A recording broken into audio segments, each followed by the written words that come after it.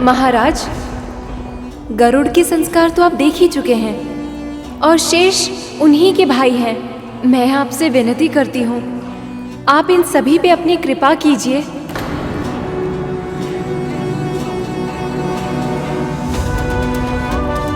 मैं आपकी एक इच्छा पहले ही पूर्ण कर चुका हूं देवी। हम सब ने गरुड़ को सुना है, परंतु हमारी व्यक्तिगत भावनाएं न्याय के मार्ग में अवरोध नहीं उत्पन्न कर सकती। मैं अपने धर्म का पालन करूंगा देवी, और शनि दरबार में इन सब के भाग्य का निर्धारण भी वैसे ही होगा जैसे आज तक होता आया है, उचित प्रक्रिया के माध्यम से।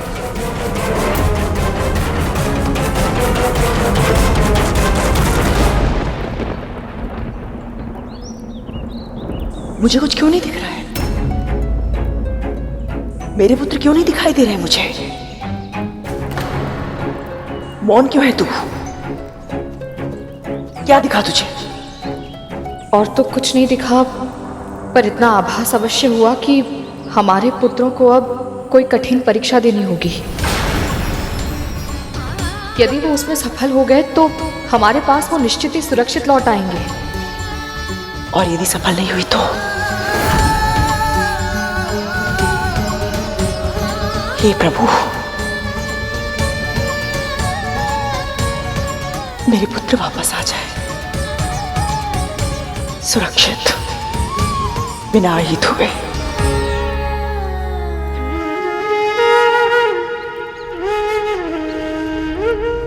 गरुड़, सही कहा तुमने।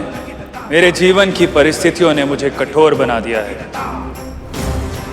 परंतु ये कठोर आज तुम्हें केवल इसलिए क्षमा नहीं करेगा क्योंकि तुमने अपनी मां की कथा स्मरण करके हमें सुनाई है। मैं तुम सबके हृदय, आत्मा और मस्तिष्क की गहराइयों में झांकूंगा।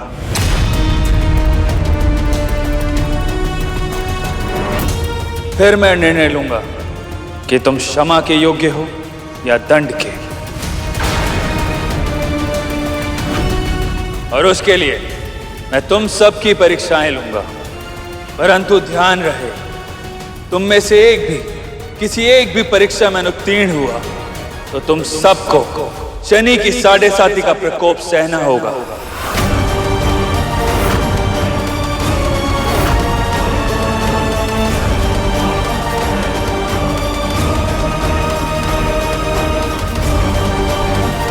मैं आप सबको सुरक्षित लेकर जाऊंगा यहां से। विपदा में व्यक्तित्व निखरता है गरुड़, इसलिए सामने कितना भी घनघोर संकट क्यों ना आए, तू सदैव अपने आदर्शों पर अडिग रहना। यदि तू ऐसा कर पाया तो अपने आप संसार के लिए वंदनीय बन जाएगा। देव, मेरी मां कहती है कि परीक्षा से कभी भी भयभीत नहीं होना चाहिए, क्योंकि यदि तुम्हें सही उत्तर पता हो तो आत्मविश्वास बढ़ता है, यदि ना पता हो तो ज्ञान।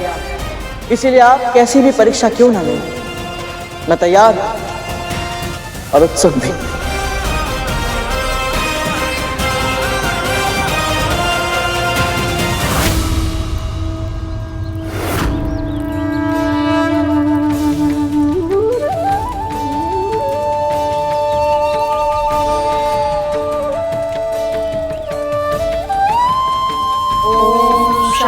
शनिश्चराय नमः। ओम शं शनिश्चराय नमः। ओम शं शनिश्चराय नमः। ओम शं शनिश्चराय नमः।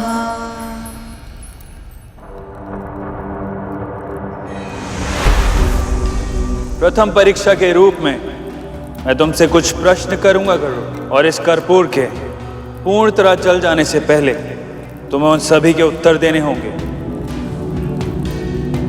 जो आज्ञा शनिदेव। पहला प्रश्न, जिस जल में सब कुछ घुल जाता है वो क्या है जिसमें जल स्वयं घुला हुआ है? वायुमंडल। और वायुमंडल किस में घुला हुआ है? स्वर्ग में। और स्वर्ग? स्वर्ग और सभी शेष लोग वैकुंठ में घुले हुए हैं देव। वैकुंठ वो किस में घुला हुआ है?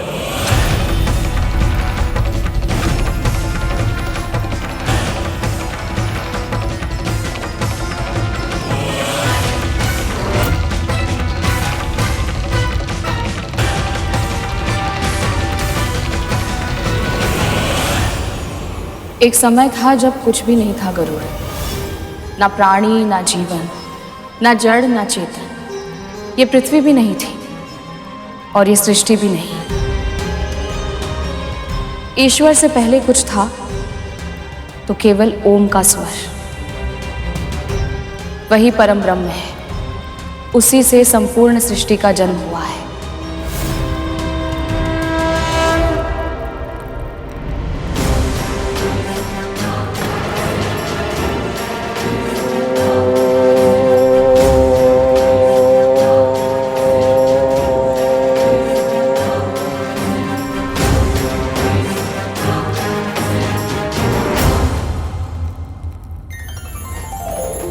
जब कुछ नहीं था तब ओम था।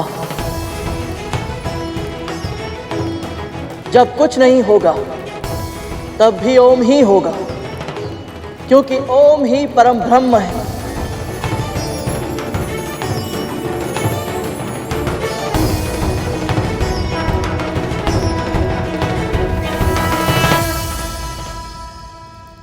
तुम अपनी पहली परीक्षा में सफल हुए गरुड़।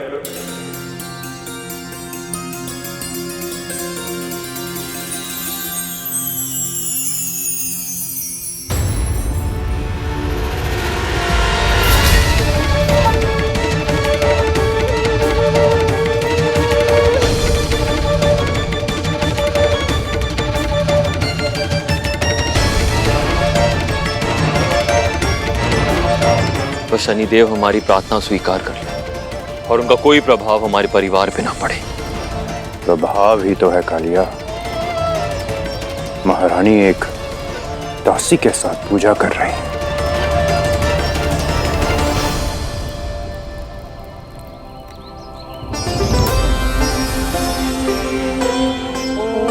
शं शनिश्चराय नमः। लगता है तुम्हारी माँ और विमाता को आभास हो चुका है कि तुम संकट में हो। उनकी प्रार्थनाओं की ध्वनि मुझ तक पहुंच रही है। ओम शं शनिश्चराय नमः। मां से कभी कुछ नहीं छिपता। न जाने कैसे वो मेरे बिना कुछ बताए सब कुछ जान जाती है। दूसरी परीक्षा और अधिक कठिन है गरुड़।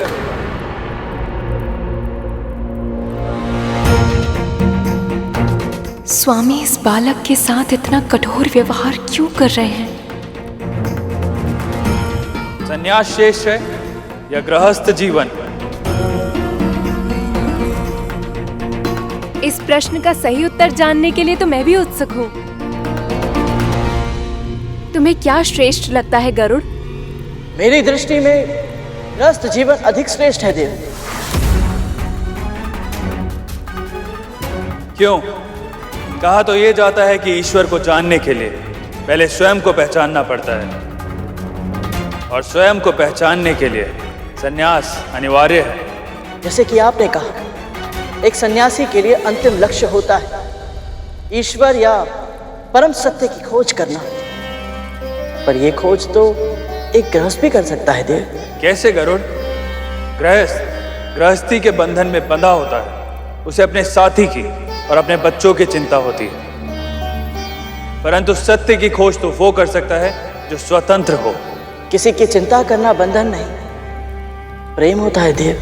प्रेम भी तो एक बंधन ही है गरुड़। क्षमा करे देव, यदि प्रेम निस्वार्थ भाव से किया जाए तो बंधन नहीं होता। ऐसा मानने के लिए तुम स्वतंत्र हो गरुड़, पर इसको सिद्ध करने के लिए कोई उदाहरण दे सकते हो?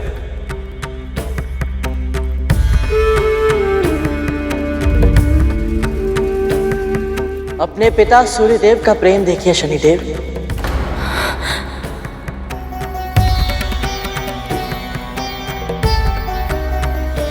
चाहे फूल हो या कांटे, सूर्यदेव समान रूप से सभी को अपनी धूप, अपनी ऊर्जा देते हैं ताकि संसार को जीवन शक्ति मिल सके। पवन देव बिना किसी भेदभाव के सभी को वायु देते हैं। बादल वर्षा और चंद्रदेव शीतलता देते हैं। संपूर्ण प्रकृति हर क्षण अपने उदाहरण से हमें यही संदेश देती है कि प्रेम निस्वार्थ होना चाहिए। जैसे ये सब करते हैं, ये सभी अपना कर्तव्य बिना किसी अपेक्षा के निभाते हैं। इन्हें इसके बदले किसी से कुछ नहीं चाहिए, इसीलिए ये सब बंधन में नहीं है, पूरी तरह स्वतंत्र है। ऐसे ही जब एक गृहस्थ बिना किसी स्वार्थ के बदले में कुछ पाने की आशा के बिना अपने परिवार की चिंता करता है, उनके प्रति अपना कर्तव्य निभाता है, तो वो बंधन में नहीं रहता प्रभु। ऐसा गृहस्थ सहज प्रयास से ही परम सत्य अर्थात ईश्वर को पा लेता है। परंतु गरुड़, एक सन्यासी भी तपस्या करके ईश्वर को पा लेता है, तो गृहस्थ सर्वश्रेष्ठ कैसे हुआ? जब एक सन्यासी ईश्वर को ढूंढने के लिए धर्म के मार्ग पर चलता है तो वो अकेला रहता है, पर जब एक गृहस्थ भक्ति के मार्ग पर चलता है तो उसके साथ पूरा कुटुंब ईश्वर के पथ पर अग्रसर हो जाता है। सन्यासी का ज्ञान बस उसी तक सीमित रहता है, और जो ज्ञान गृहस्थ अर्जित करता है उसे अपने परिवार के साथ, पास पड़ोसियों के साथ, संबंधियों के साथ बांटता है। उस कुटुंब की परंपरा के रूप में यह ज्ञान आने वाली कई पीढ़ियों तक पहुंचता है। इसीलिए मेरा मानना यह है देव कि सन्यासी आदरणीय होता है, पर उससे भी कहीं अधिक श्रेष्ठ गृहस्थ होता है।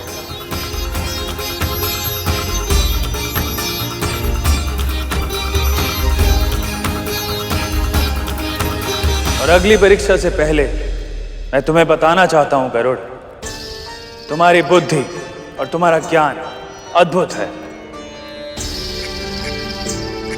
तुमने अपनी मां के कहे एक एक शब्द को अपने मन में संजो के रखा है, और जीवन जब जब तुम्हारे सामने चुनौतियां प्रस्तुत करेगा, ये कुशलता तुम्हारी सबसे बड़ी सहायक सिद्ध होगी। और अब मेरा अंतिम प्रश्न, तुम्हारी मां सदैव अच्छे कर्म करती है, कभी किसी का बुरा नहीं किया उन्होंने, फिर भी उनके और उनके पुत्र के भाग्य ने उन्हें दास बना दिया।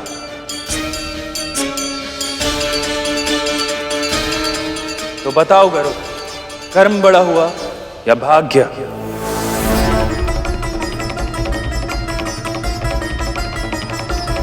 मैं महर्षि कश्यप की पत्नी विंता अपनी बहन कद्रू की दासता स्वीकार करती हूँ। मैं महर्षि कश्यप और मां विंता का पुत्र गरुड़, मेरी विमाता महारानी कद्रू और उनके 1 सहस्त्र पुत्रों की दासता स्वीकार करता हूँ।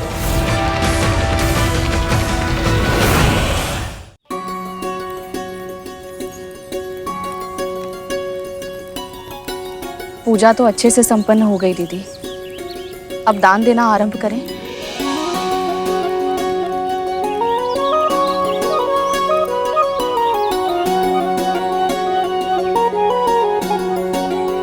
ये काली उड़द की दाल, काले तिल और नीलम रत्न है।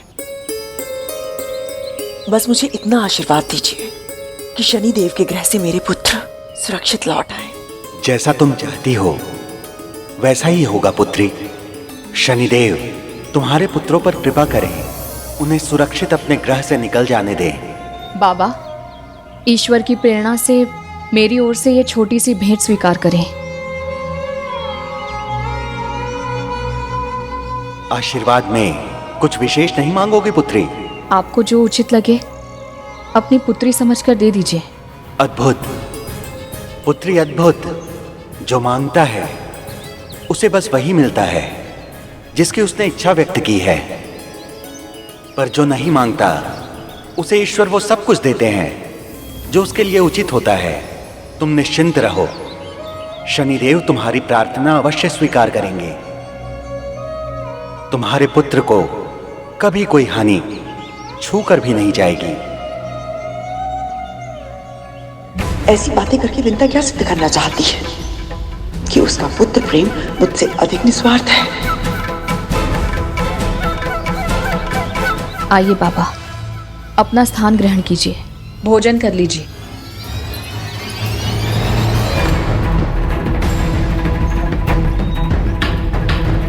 पशु आखिर पशु ही होते हैं, देख रहे हो भैया। इतने प्रेम से खिलाने का प्रयत्न कर रहा हूं, फिर भी नहीं खा रहा। अरे खा रे।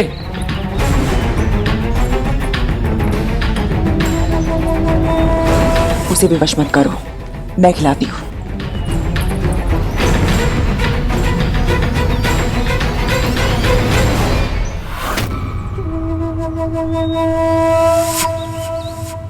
भोजन सामने है, पर पशु होकर भी ये खाने में कोई रुचि क्यों नहीं दिखा रहा है? यदि इसने भोजन ग्रहण नहीं किया तो इसका अर्थ होगा कि शनिदेव मेरी पूजा से प्रसन्न नहीं है। और यदि ऐसा हुआ तो मेरे पुत्र।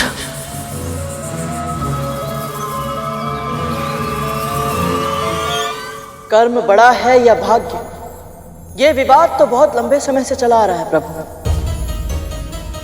सत्य तो ये है कि ये प्रश्न मैंने स्वयं से और अपनी माँ से कई बार किया है कि हमारा जीवन ऐसे क्यों है।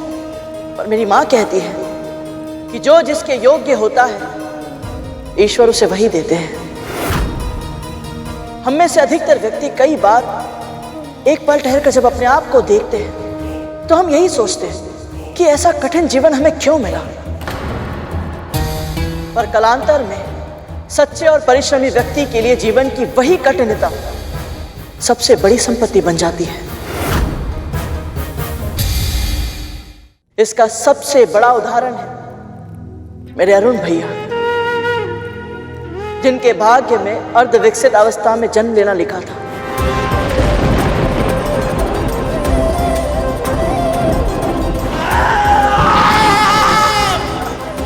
पर उनकी तपस्या से उन्होंने जो कर्म किया, उसके कारण वो आज सूर्यदेव के सारथी बन गए।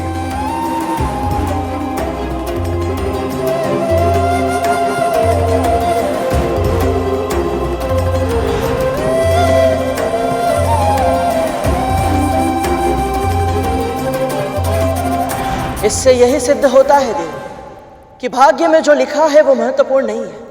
अधिक महत्वपूर्ण है भाग्य के प्रति हमारा दृष्टिकोण।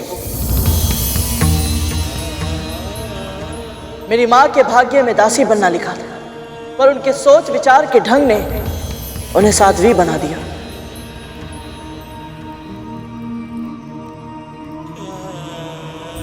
दृष्टिकोण हमारा विषय नहीं है गरुड़। प्रश्न का उत्तर दो, कर्म बड़ा है या भाग्य?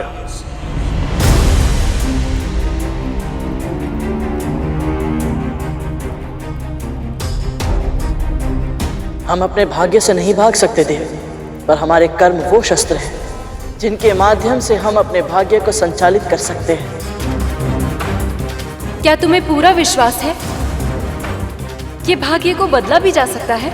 यदि हमारे कर्म अच्छे होंगे तो हो सकता है कि हम अपने भाग्य को भी बदल पाए।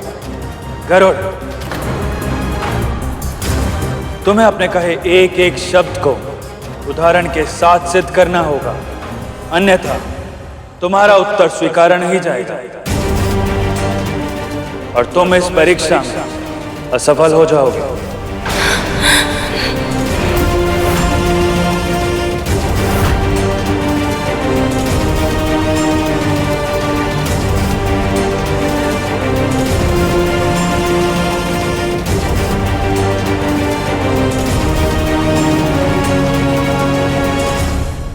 मेरी माँ ने बताया था कि एक बार माता लक्ष्मी ने श्री विष्णु से यही प्रश्न पूछा था। प्रभु विष्णु ने उन्हें एक दृश्य दिखाया जिसमें एक गाय दलदल में फंसी हुई थी। एक चोर को उधर से जाना था। वो चोर वो गाय के ऊपर पांव रखकर दलदल पार करके चला गया और उस दिन उस चोर को 4 स्वर्ण मुद्राएं मिली। फिर कुछ ही समय बाद वहां से एक निर्धन वृद्ध ब्राह्मण निकले। गाय को मृत्यु के मुंह में देखकर उनसे सहा नहीं गया। अशक्त होने के बाद भी उन्होंने अपना पूरा बल लगाया और एक रस्सी की सहायता से उस गाय की प्राण रक्षा कर ली। पर इस प्रयास से वो स्वयं नीचे गिर गए और उनके घुटनों में चोट लग गई। पर ऐसा क्यों? जिसने बुरा कर्म किया उसे पारिश्रमिक मिला और जिसने अच्छे कर्म किए उसे दंड। माता लक्ष्मी ने भी प्रभु विष्णु से यही प्रश्न किया। तब प्रभु विष्णु ने बताया कि उस दिन उस चोर के भाग्य में बहुत अधिक स्वर्ण था, पर कुकर्म के कारण उसे केवल 4 मुद्राएं मिली और दूसरी ओर उन ब्राह्मण के भाग्य में मृत्यु थी। पर अच्छे कर्म के कारण केवल एक साधारण सी चोट आई और सामने खड़े यमदूत वापस लौट गए।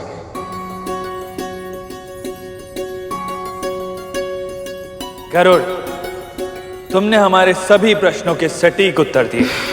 तुम इस परीक्षा में सफल हुए। हम तुमसे अति प्रसन्न हैं और वरदान देना चाहता हूं। बोलो, तुम्हारे हृदय की सबसे प्रबल इच्छा क्या है? खा ले, खा ले ना।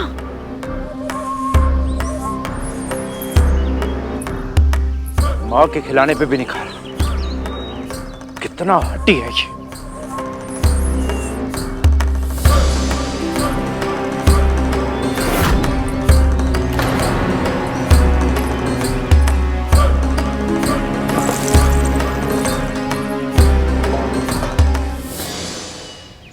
हमारी ओर से छोटी सी भेंट स्वीकार कीजिए और हमें आशीर्वाद दीजिए।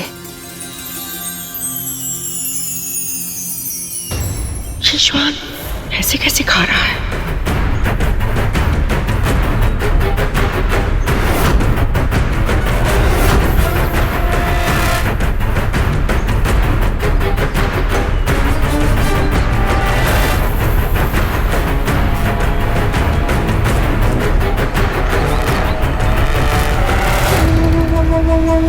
ये तो खाने लगा।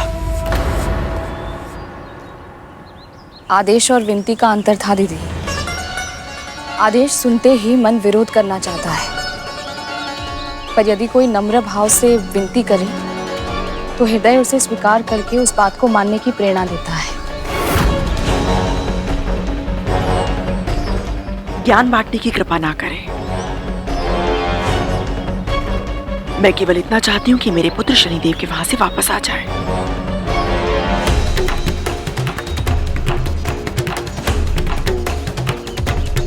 श्वान ने सारे दही चावल समाप्त कर लिए। अब अवश्य ही शनिदेव कृपा करेंगे। अब सब ठीक होगा। आपने मुझे अपने वरदान के योग्य समझा। इससे अधिक प्रसन्नता की बात मेरे लिए और कुछ नहीं हो सकती देव। पर इस समय मेरे मन में केवल एक ही इच्छा है कि आप मुझे और मेरे भाइयों को यहां से जाने की अनुमति दें, ताकि मैं बड़ी माँ के दिए कार्य को पूरा करके शीघ्र ही अपने घर लौट सकूं। यहाँ से जाने की अनुमति तो तुम्हें वैसे भी मिल जाती पुत्र। तुम कुछ अधिक, कुछ बड़ा भी तो मांग सकते थे। तुम चाहते तो अपनी माँ की मुक्ति का वरदान भी मांग सकते थे। क्षमा करें देवी, और जो कर्म मुझे अभी करना है मैं उसके लिए चिंतित था, इसलिए माँ की मुक्ति का विचार मेरे मन में आया ही नहीं।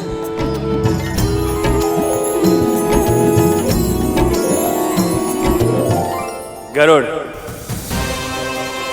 तुमने एक बार फिर हमें अपनी कर्तव्य निष्ठा से प्रभावित किया। जो पहले नहीं मांगा, चाहो तो अब मांग लो।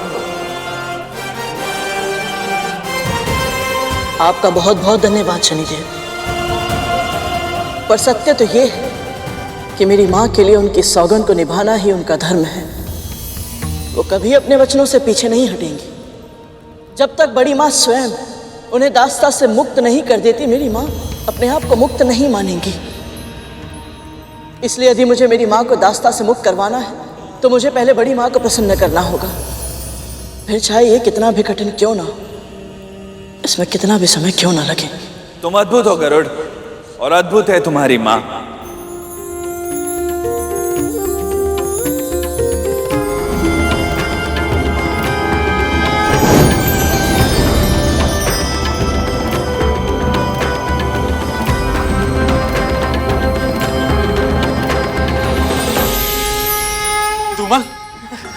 मैं तो ठीक हूँ। मैं भी। आपने हमें जीवन दान दिया है। आपका बहुत बहुत धन्यवाद प्रभु। धन्यवाद अपने भाई गरुड़ को दो, इसी ने तुम सबके प्राणों की रक्षा की है। धन्यवाद गरुड़।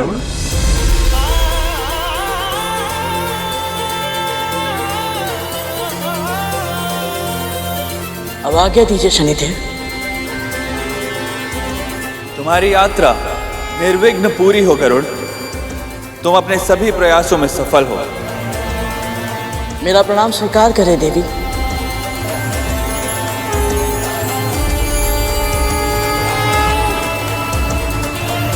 ये तो तुम्हें दृष्टि उठाकर देख भी नहीं सकते, किंतु इनकी ओर से मैं तुम्हारी छवि अपनी आंखों में बसा रही हूँ।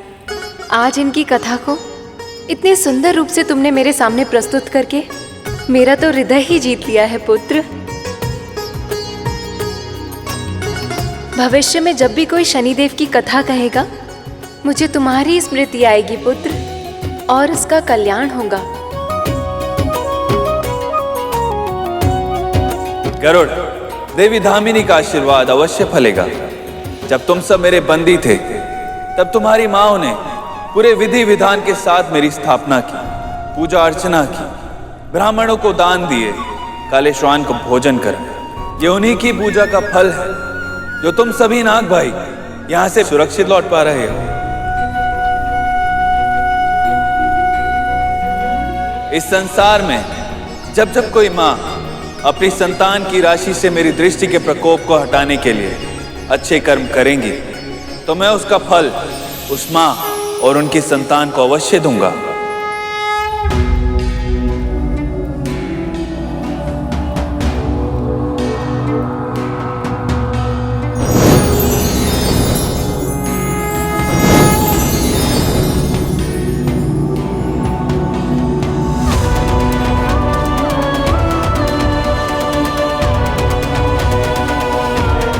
जय शनिदेव।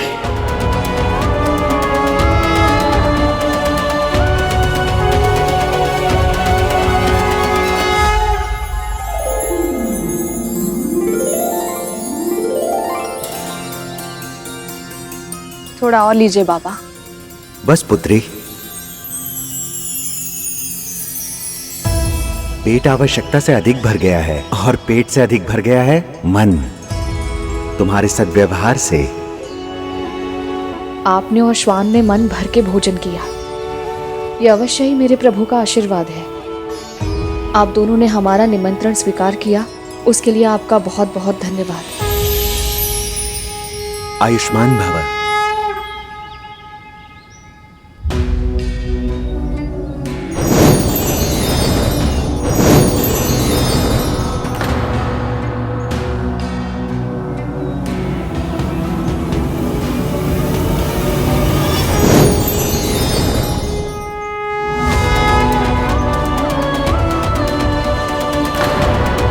शनिदेव,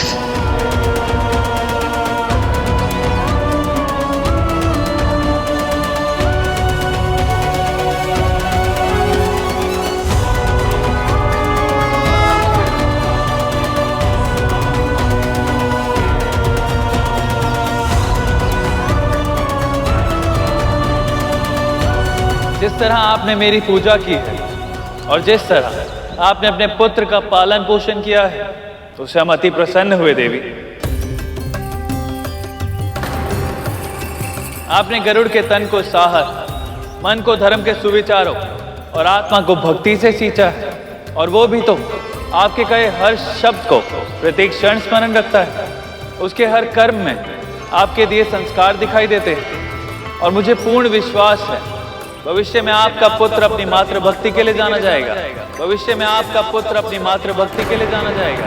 भविष्य में आपका पुत्र अपनी मातृभक्ति के लिए जाना जाएगा, और वो केवल आपके लिए ही नहीं, परंतु समस्त संसार के उद्धार में सहायक होगा।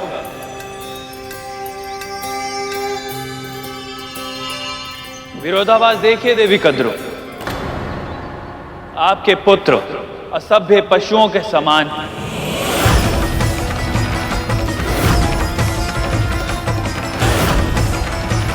उन्होंने हमारे सैनिकों पर आक्रमण करने का दुस्साहस किया, और परिणाम वही हुआ जो होना था। आपके पुत्र घायल हो गए।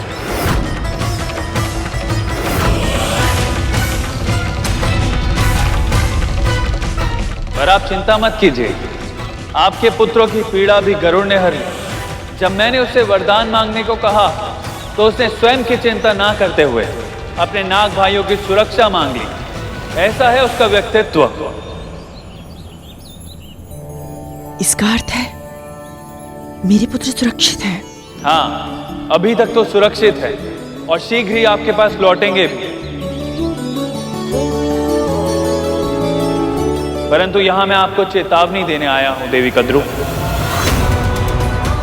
जो बीज आज आप बोएंगी कल वही वृक्ष बनेगा, और अभी भी समय है देवी कद्रू। देवी विंता और उनके पुत्र को कष्ट देने का पाप मत कीजिए। कहीं ऐसा ना हो कि आपके ही षड्यंत्रों की ज्वाला आपके सुख को जला के भस्म कर दे।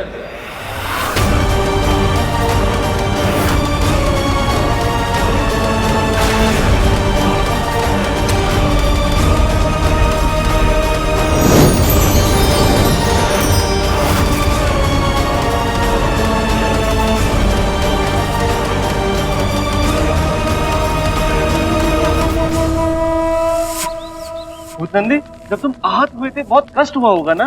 कष्ट के बात ही मत कर तरकोटा। अब जा रहे हैं यहाँ से। शुभ शुभ बोल। ये गरुड़ कहाँ गया? अभी अभी तो यहीं था, फिर किधर गया ये?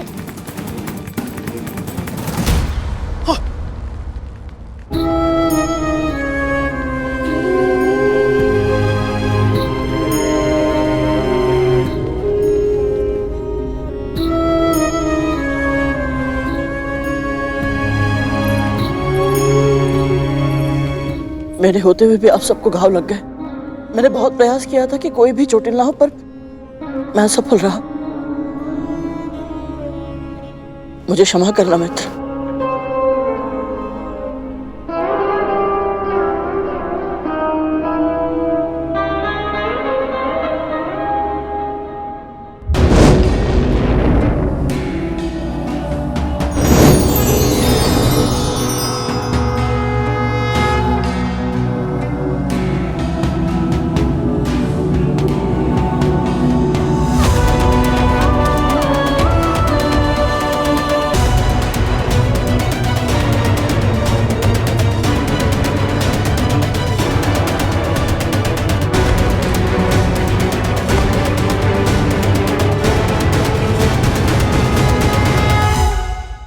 जो प्राणी विशेष नहीं होते, महत्वपूर्ण पदों पर आसीन नहीं होते, जो संसार में सबकी आंखों के सामने होते परंतु अधिकतर किसी को दिखाई नहीं देते, ऐसे साधारण जनों की सेवा कर तुमने मेरे हृदय में एक विशेष स्थान प्राप्त किया है गरुड़। इसलिए मैं तुम्हें एक वरदान और देना चाहता हूं। आज से मेरी वक्र दृष्टि तुम पर कभी नहीं पड़ेगी।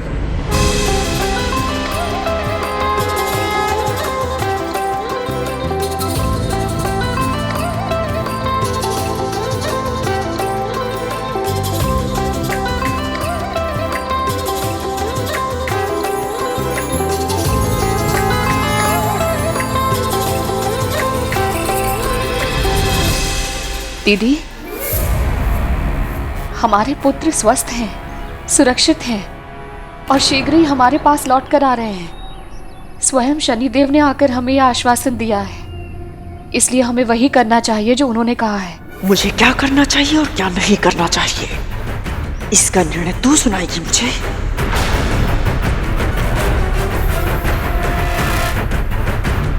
अपना स्थान मत भूल दासी।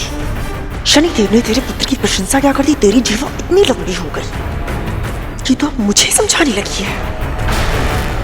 ऐसा नहीं है महारानी। समय नष्ट मत कर और जा यहां से। मेरे पुत्रों के स्वागत की तैयारी कर। मृत्यु के मुख से लौट कर आ रहे मेरे वीर पुत्र। स्वागत ऐसा होना चाहिए कि देखने वालों की आंखें धुंधली हो जाए। जी।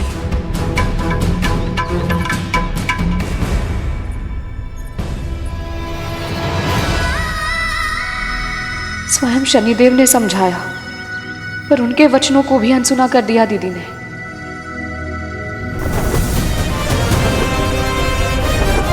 गरुड़, अब कहीं और मत भटका देना हमें। सीधा चलना और कहीं पर भी मत रुकना। हाँ, सीधा सूर्य लोक पहुंचकर ही सांस लेना, समझे या नहीं?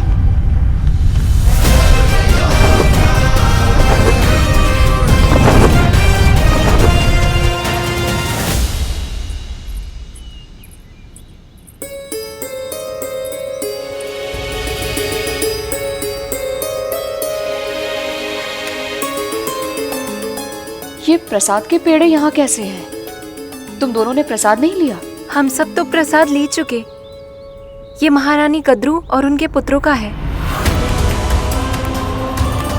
दीदी से इतनी बड़ी चूक कैसे हो गई? पूजा के बाद प्रसाद ग्रहण ना करने से देवताओं का अपमान होता है। पर शनिदेव ने उन्हें चेतावनी दी थी। हो सकता है उसी के कारण वो चिंता में डूब गई हूँ और उन्हें प्रसाद का ध्यान ही नहीं रहा हो।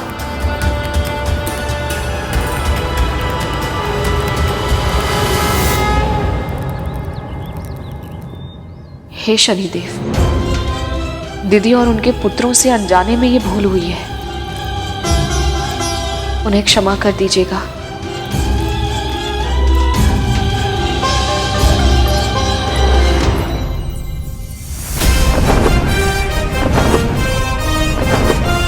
बेकार ही इतना भय लग रहा था हमें। पहले पता होता कि शनि महाराज अपनी स्तुति सुन के इतना प्रसन्न हो जाएंगे, तब तो मैं आते ही उनके सामने उनकी प्रसन्नता के पुल बांध देता है।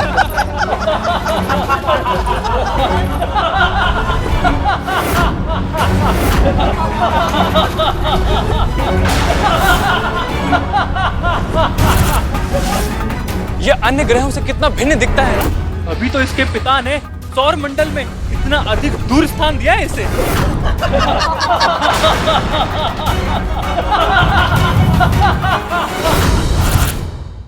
ना रंग है ना रूप है, कितना कुरूप है। मैं तो ये सोच रहा हूँ ऐसे व्यक्ति को इतनी रूपवती पत्नी मिल कैसे गई।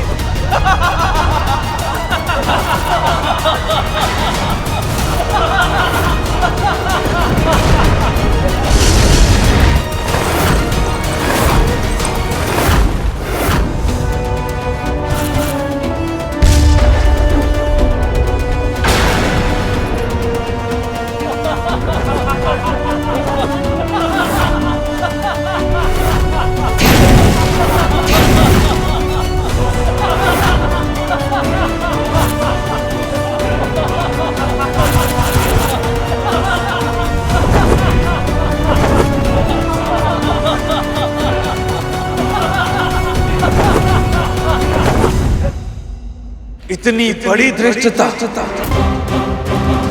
मैंने तुम सब नागों को क्षमा किया, यहाँ से सुरक्षित जाने का अवसर प्रदान किया, परंतु तुम सब नाग मेरी दया के योग्य नहीं, और अब तुम्हारी मां को कष्ट सहना होगा और तुम्हें भोगना होगा मेरा दंड, और तुम्हें भोगना होगा मेरा दंड।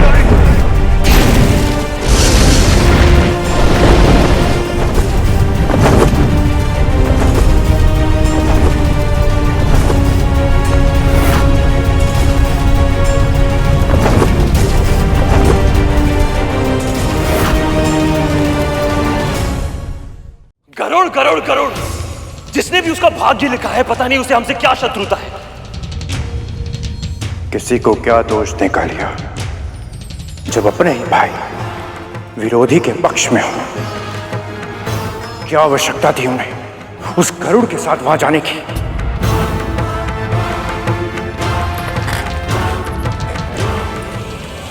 अपने भाइयों को तो तुम नियंत्रण में कर लोगे, किंतु उस गरुड़ का क्या?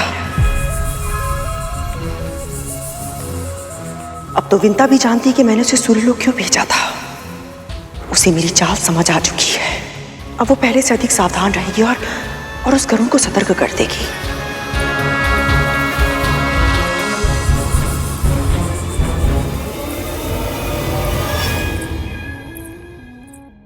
महारानी, आपका प्रसाद। प्रसाद देने के बहाने हम पर दृष्टि रखने आई है। नहीं महारानी, मैं भला ऐसा क्यों? तेरे स्पष्टीकरण में रुचि नहीं है मुझे। प्रसाद रख और जा यहां से।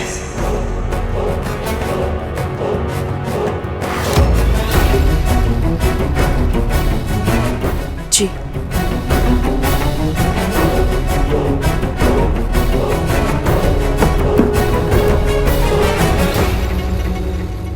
मेरे पुत्र शीघ्र ही यहां वापस लौट आएंगे।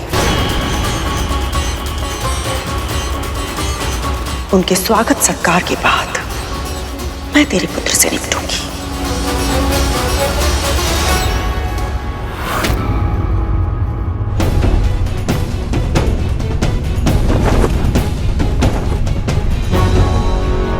अरे गरुड़, तुम पृथ्वी की ओर क्यों जा रहे हो? हमें तो सूर्य लोक जाना था ना गरुड़।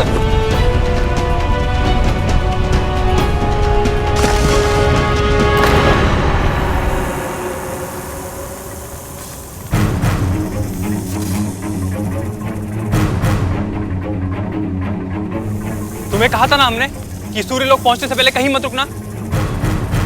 भैया ये भी कहा था कि तीव्र गति से उड़ो और सीधे सूर्य लोक पहुंचकर ही रुकना। मैं आप सबको सूर्यलोक लेकर नहीं जा सकता।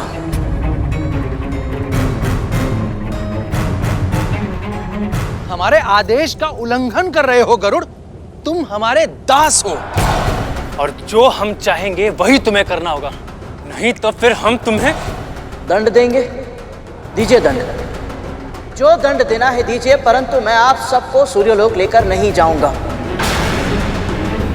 आपको आभास तक नहीं है कि बड़ों के साथ कैसे व्यवहार किया जाता है।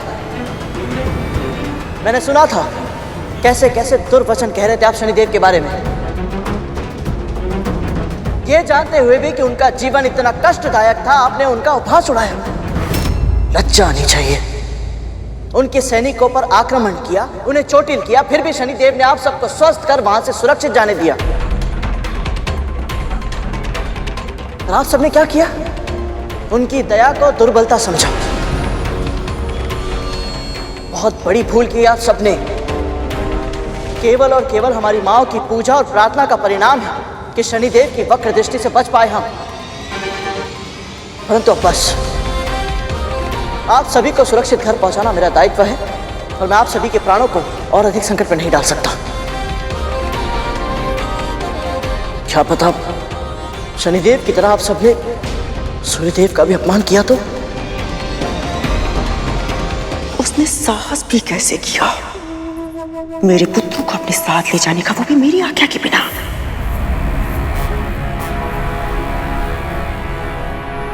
कुछ अधिक ही बुद्धिमान हो गया है वो। कल रात आया था मेरे पास तेरी मुक्ति की विनती करने,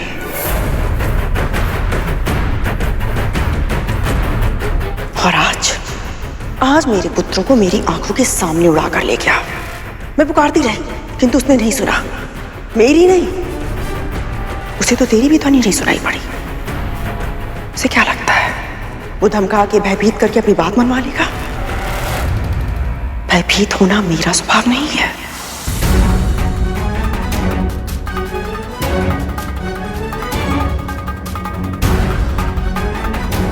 ऐसा नहीं है महारानी,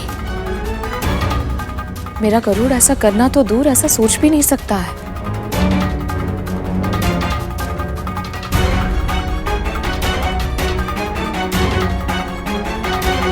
सब कुछ आप ही तय करेंगी दासी मां। गरुड़ क्या कर सकता है और क्या नहीं, ये तो हमें तय करने दीजिए दासी मां। अब समझी या नहीं?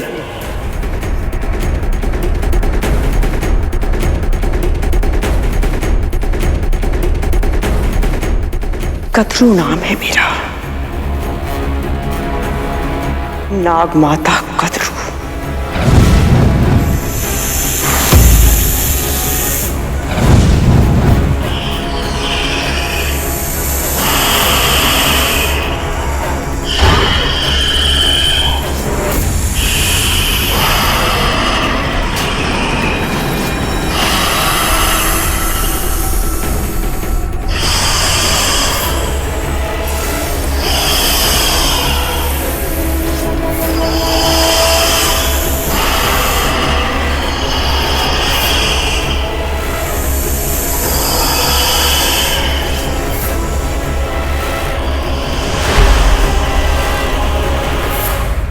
गरुड़, तुमने हमें हमारी भूल का आभास करा दिया है।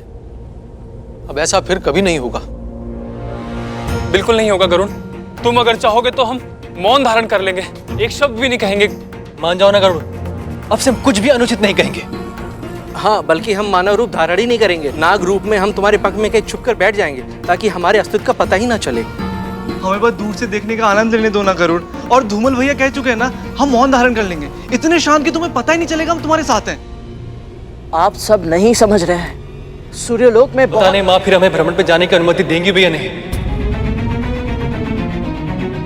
तुम हमारे लिए इतना नहीं करोगे मेरे भाई?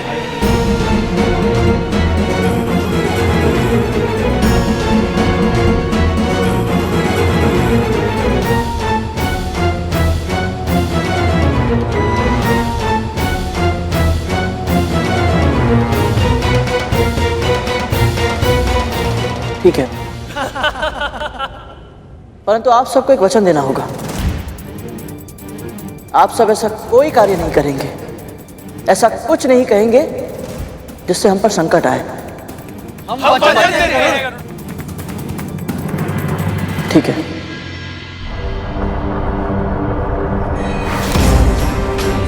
ना रंग है ना रूप है, कितना कुरूप है। मैं तो ये सोच रहा हूँ ऐसे व्यक्ति को इतनी रूपवती पत्नी मिल कैसे गई।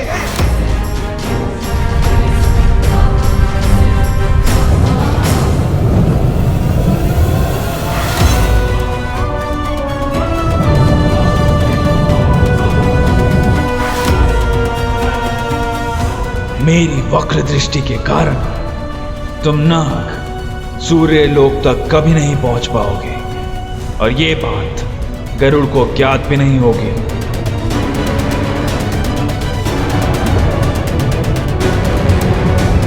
अच्छा है ये सभी नाग अपना वचन निभा रहे हैं और मौन है। ये बोलेंगे नहीं तो कोई समस्या भी खड़ी नहीं होगी।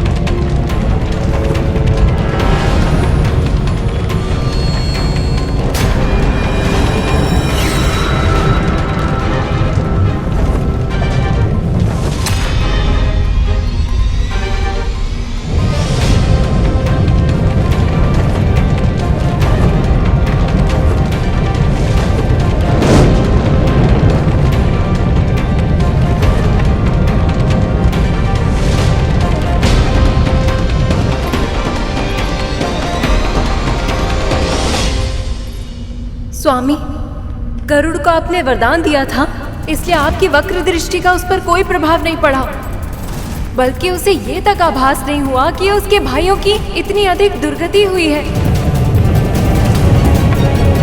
पर जब उसे पता चलेगा तब क्या होगा स्वामी? क्या कद्रू अपने पुत्रों को अर्धमृत अवस्था में देखकर गरुड़ के प्रति अपने क्रोध को नियंत्रित कर पाएगी? क्या स्वयं उसकी माँ विंता उसे इस बात के लिए क्षमा कर पाएगी कि वो अपने भाइयों की सुरक्षा के लिए असफल रहा? और गरुड़, वो तो इतना संवेदनशील है कि उसने वरदान में भी अपने लिए कुछ नहीं मांगा, केवल अपने भाइयों के लिए सुरक्षित वापसी की इच्छा प्रकट की थी। ऐसे में स्वामी, क्या वो स्वयं को क्षमा कर पाएगा? गरुड़ के कारण मैं पहले भी उन नागों को एक बार क्षमा कर चुका हूं, पर अब और नहीं। दंड के योग्य अपराधियों को जब बार बार क्षमा मिलती है तो वो दया को दुर्बलता समझने लगते हैं और उसका दुरुपयोग करते हैं। मैंने उन नागों और उनकी माता दोनों को चेतावनी दी थी, फिर भी उन नागों ने अपने शब्दों से हमारा अपमान किया और उनकी माता ने प्रसाद का तिरस्कार करके ऐसे दुर्व्यवहार को स्वीकारा नहीं जा सकता।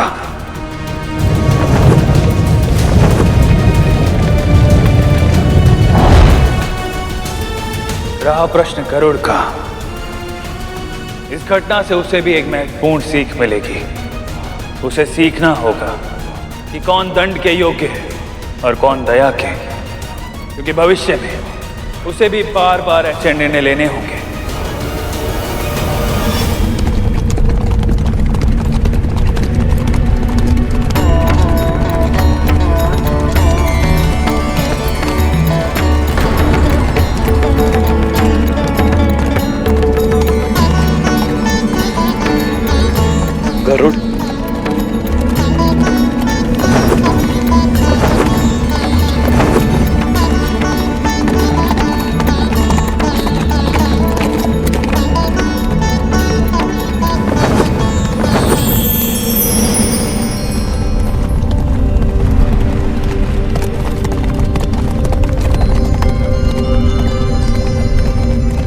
अरुण, कुछ क्षण के लिए तुम अदृश्य होकर रथ चला।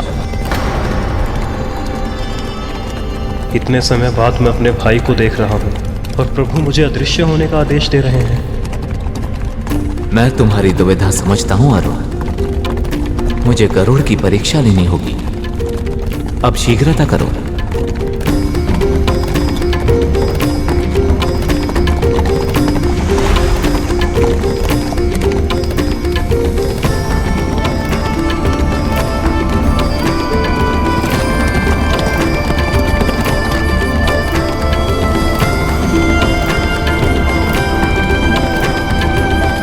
सूर्यदेव,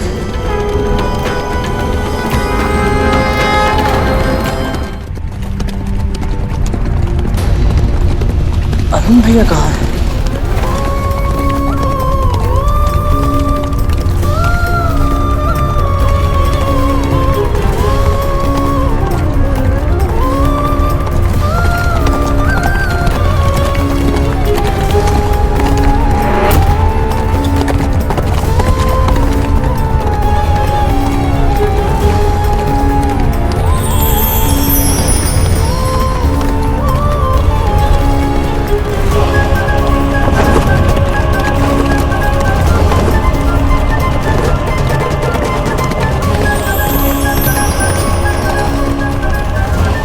प्रणाम सूर्यदेव।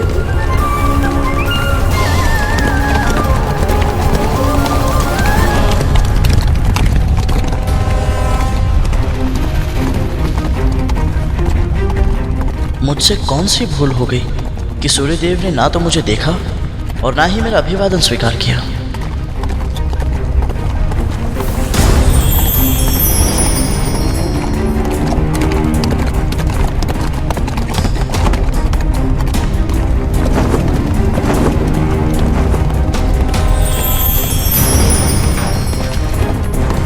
गरुड़ का प्रणाम स्वीकार कीजिए सूर्यदेव।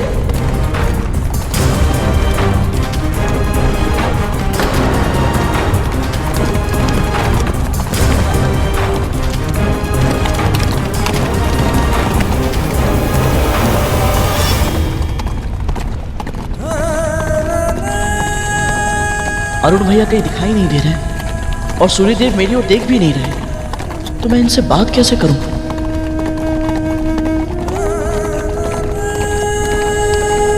यदि गरुड़ को मुझसे कोई चर्चा करनी है तो उसे स्वयं ही कोई मार्ग निकालना होगा।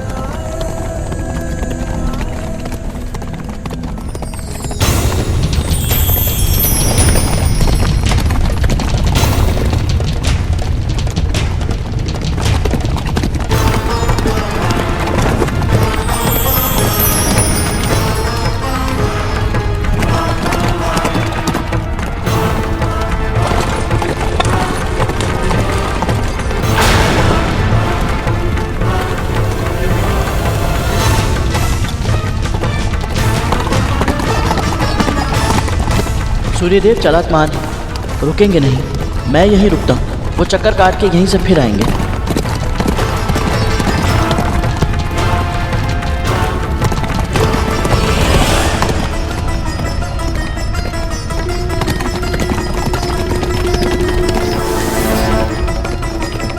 ओम आदित्याय नमः। ओम आदित्याय नमः। ओम आदित्याय नमः। ओम आदित्याय नमः। ओम आदित्याय नमः। ओम आदित्याय नमः। ओम आदित्याय नमः। ओम आदित्याय नमः। ओम आदित्याय नमः। पक्षीराज, तुम्हारी आतुरता देखकर लग रहा है कि कोई विशेष कार्य से मेरे पास आए। हाँ सूर्यदेव, आपसे कहाँ कुछ छुपाता है। वो मेरी बड़ी माँ की इच्छा थी। खैर, तुम तो मेरे रथ से भी तीव्र गति से भाग रहे हो गरुड़। मेरे एक मंत्र का उच्चारण किया और अपनी इच्छा प्रकट कर बैठे। यदि मुझसे कुछ मांगने का अधिकार चाहते हो तो मेरी बात भी तो सुननी होगी ना। क्षमा करे देव, आतुर हूँ इसलिए भूल कर गया। अपना दाहिना हाथ आगे बढ़ाओ गरुड़।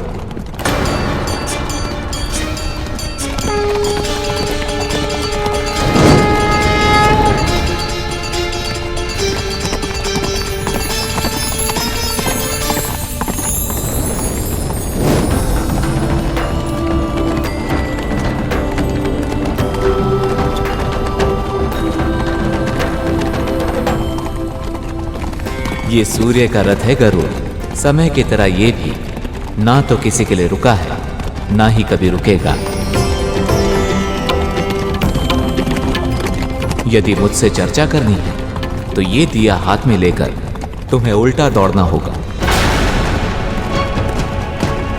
स्मरण रहे, दिया बुझना भी नहीं चाहिए और इसका तेल गिरना भी नहीं चाहिए। देखते हैं तुम ध्यान केंद्रित कर पाते हो या नहीं। जो आज्ञा सूर्यदेव।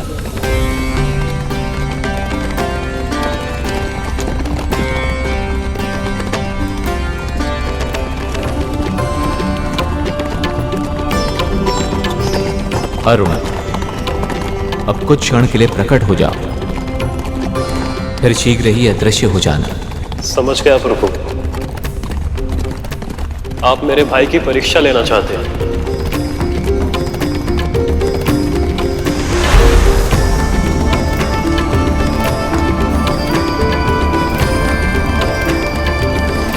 मुझे ऐसे घूर क्यों रहे हो पक्षीराज?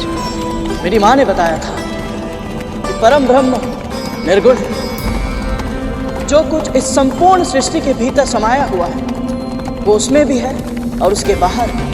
जब इसे साकार रूप धारण करना होता है तो ये समय की आवश्यकता अनुसार 6 भिन्न भिन्न रूपों में प्रकट होता है। शिव, विष्णु, शक्ति, गणेश, सूर्य, इन पांचों की पूजा हर घर में होनी चाहिए। इससे दुख, क्लेश, विपत्तियों का अंत होता है और घर में सुख, समृद्धि और स्वास्थ्य का निवास होता है। सत्य कहा, पर तुमने 6 साकार रूपों की चर्चा की थी और नाम केवल 5 का ही लिया। तो निर्गुण परम ब्रह्म का छठा साकार रूप कौन सा है गरुड़? छठा रूप है कार्तिकेय का, जो दीपक के रूप में सदैव इन सभी के साथ रहते हैं। मैं सचमुच बहुत सौभाग्यशाली हूँ सूर्यदेव, क्योंकि आज आपके इतने निकट आकर आपकी परिक्रमा करने का अवसर मिला है मुझे।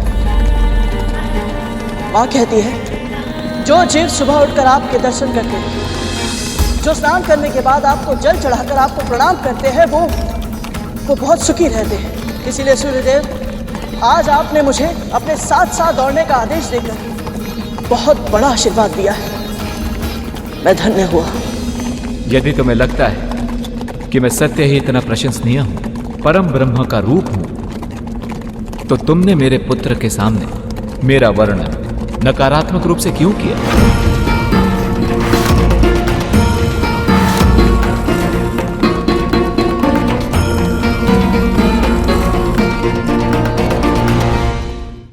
मैं सचमुच बहुत सौभाग्यशाली हूँ सूर्यदेव, क्योंकि आज आपके इतने निकट आकर आपकी परिक्रमा करने का अवसर मिला है मुझे। माँ कहती है जो जीव सुबह उठकर आपके दर्शन करते हैं, जो स्नान करने के बाद आपको जल चढ़ाकर आपको प्रणाम करते हैं, वो बहुत सुखी रहते हैं। उसे कोई भी रोग कभी नहीं छू सकता। उसके तन में ऊर्जा का वास होता है और विचारों में सकारात्मकता का। इसीलिए सूर्यदेव, आज आपने मुझे अपने साथ साथ दौड़ने का आदेश देकर बहुत बड़ा आशीर्वाद दिया है। मैं धन्य हुआ। यदि तुम्हें लगता है कि मैं सत्य ही इतना प्रशंसनीय हूं, परम ब्रह्म का रूप हूं, तो तुमने मेरे पुत्र के सामने मेरा वर्णन नकारात्मक रूप से क्यों किया?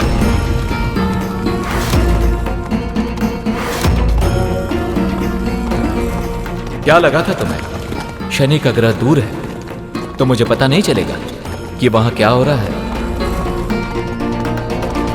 और कौन किसके बारे में क्या कह रहा है? परंतु सूर्यदेव, मैंने तो वही कहा था जो मुझे अपनी माँ से पता चला था। और वो सत्य भी था। जो कुछ मैंने कहा और किया वो सब। पर तुम्हें क्या लगता है मेरे भीतर के परम ब्रह्म ने अपने ही पुत्र के साथ ऐसा दुर्व्यवहार क्यों किया था?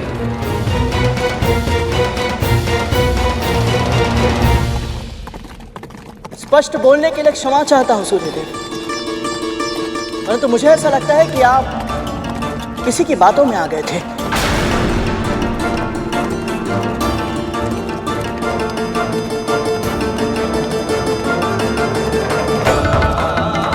कौन है वो जिसने तुम्हारे अनुसार मुझे उकसाया था? किसकी चर्चा कर रहे हो तुम? महादेव शिव जी, शिव जी।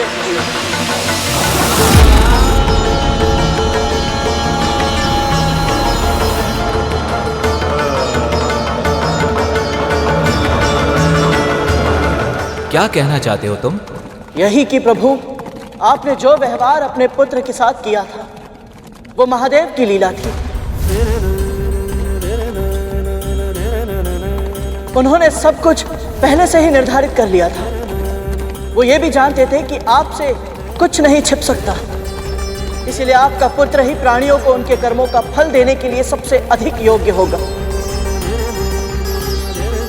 और वो ये भी चाहते थे कि शनिदेव को इतनी बड़ी शक्ति देने से पहले वो उनके व्यक्तित्व से अरिष्ट वर्ग अर्थात सभी 6 विकारों को दूर कर दे, ताकि शनिदेव निष्पक्ष होकर न्याय कर पाए।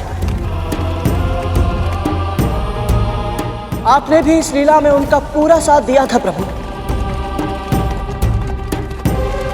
सबसे पहले आपने अपने तेज को इतना असहनीय बना दिया कि आपकी पत्नी देवी संज्ञा अपनी छाया को साकार रूप देने पर विवश हो गई। आप दोनों जानते थे कि छाया में अहंकार नहीं होता, वो सदैव साथ चलती है। बस फिर हुआ वही जो आप चाहते थे। देवी छाया ने अपने गुण अपने पुत्र को भी दिए, इसीलिए शनिदेव में शक्ति तो बहुत है, परंतु अहंकार तनिक भी नहीं। पहला लक्ष्य प्राप्त करने के बाद आपने देवी छाया और उनके पुत्र शनिदेव का तिरस्कार किया। उन्हें कम आयु में ही इतना अधिक क्रोध दिलाया कि उनके भीतर का ज्वालामुखी फट पड़ा। तब उन्हें आभास हुआ कि क्रोध से केवल विनाश ही होता है। फिर उन्होंने कठिन तपस्या की और अपना सारा क्रोध त्याग दिया। और शिवजी ने यह भी निश्चित किया कि शनिदेव को छाया मां से वो उपयुक्त संस्कार मिले जिसे वे दंडाधिकारी बनने के योग्य बन सके। पर पुत्र, एक बात हमेशा याद रखना, 100 दोषी मुक्त ही क्यों न हो जाएं, पर एक भी निर्दोष को दंड नहीं मिलना चाहिए। फिर महादेव ने उन्हें वरदान स्वरूप दंडाधिकारी का पद दिया और ग्रहों में स्थान भी, पर फिर भी आपने उन्हें स्वयं से दूर ही रखा और एक साधारण लौ से बना आसन दिया, ताकि उनके भीतर किसी भी प्रकार का लोभ पनप ही ना पाए। आओ शनि, अपना स्थान ग्रहण करो।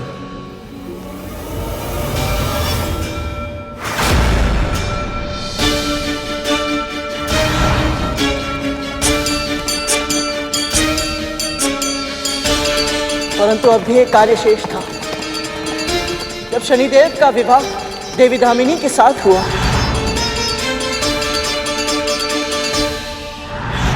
तो आपको ऐसा लगा कि उनके भीतर काम वासना जाग सकती है और उन्हें अपने कर्तव्य पथ से भटका सकती है। इसीलिए आपने अचानक उस समय ऋतु परिवर्तन कर दिया जब शनिदेव महादेव शिव की तपस्या में लीन थे, ताकि देवी दामिनी स्वयं को रोक ना पाए और कामना के वश में आकर उनके पास चली जाए। फिर हुआ वही जो आपने और नियति ने उनके भाग्य में लिखा था। मैं पतिव्रता धामिनी अपने सतीत्व के सभी पुण्यों को साक्षी मानकर आपको श्राप देती हूँ कि आज के बाद आपकी दृष्टि जिस पर भी पड़े उसका सर्वनाश हो जाएगा। देवी दामिनी ने क्रोध में आकर अपने पति को ऐसा श्राप दिया जिसके कारण वो अपनी कामना पर नियंत्रण रखने के लिए विवश हो गई। शनिदेव नहीं जानते थे कि सब कुछ उचित ढंग से करने के बाद भी उनका तिरस्कार क्यों किया जा रहा है। जब संसार से मोह हटा तो उन्होंने अपने हृदय में प्रभु के प्रेम को स्थान दिया और इस प्रकार वो दयालु और दाता बने। तुम्हें ये सब कैसे पता चला? अपने जन्म के बाद से मैंने केवल अपनी माँ को अपने पास पाया है। पिताजी सदैव से ही मुझसे दूर रहे हैं, पर एक बार भेंट हुई थी उनसे। उन कुछ ही पलों में मुझे ये पता चल गया कि भले ही पिता माँ की तरह प्रेम नहीं दर्शाते, परंतु वो अपने पुत्र को हानि नहीं पहुंचा सकते। नारियल के फल की तरह होता है उनका स्वभाव, बाहर से कठोर परंतु भीतर से नरम, जल की तरह जीवनदायक, त्याग की मूर्ति होते हैं पिता। तभी तो अपनी संतानों का व्यक्तित्व निखारने के लिए, उनके भले के लिए वो स्वयं भी बुरा बनने से नहीं झिझकते।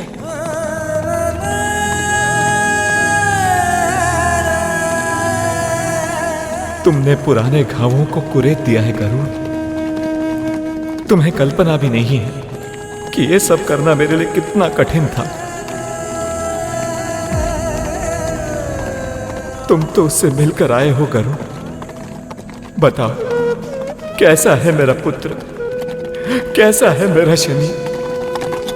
जैसा आपने और महादेव शिव ने सोचा था, बिल्कुल वैसे ही है शनिदेव।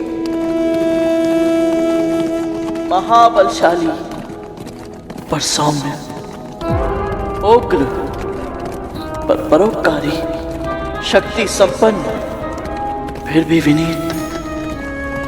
सत्य तो ये है सूर्यदेव, उनसे मिलने के पश्चात मुझे आभास हुआ कि वो आपसे बहुत स्नेह करते हैं, बहुत सम्मान करते हैं आपका। एक पुत्र अपनी माँ के साथ किसी भी विषय पर खुलकर बात कर सकता है, परंतु उसकी आंखों में केवल एक ही स्वप्न होता है, अपने पिता का गौरव बनना।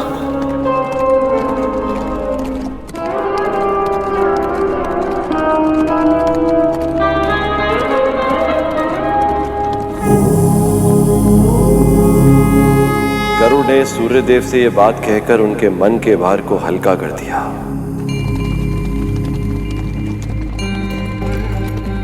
भविष्य में जब जब पिता पुत्र के संबंध जटिल होंगे तो यह प्रसंग सुनकर मतभेद मिटाए जाएंगे। जिस बुद्धि कौशल के साथ गरुड़ ने इस रहस्य को समझा है, उसे जानने के बाद मुझे पूरा विश्वास है कि गरुड़ अपने जीवन के लक्ष्य तक अवश्य पहुंचेगा। समस्त संसार में सबसे बड़ा मातृ और पितृ भक्त कहलाएगा।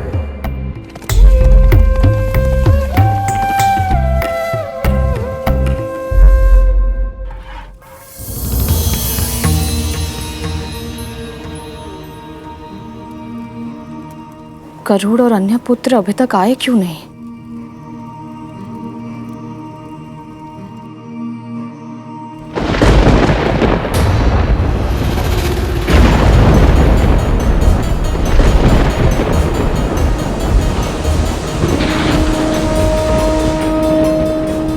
अचानक वातावरण क्यों बदल गया?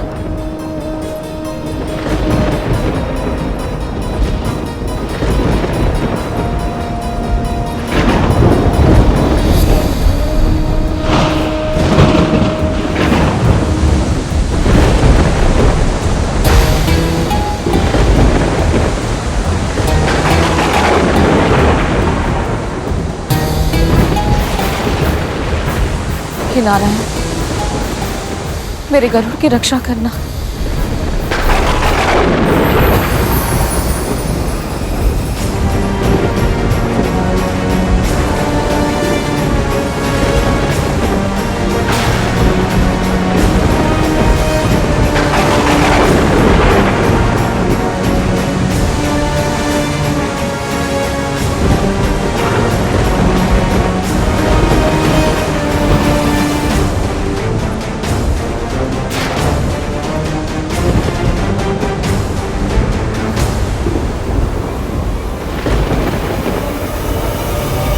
ये दूध तो फट गया।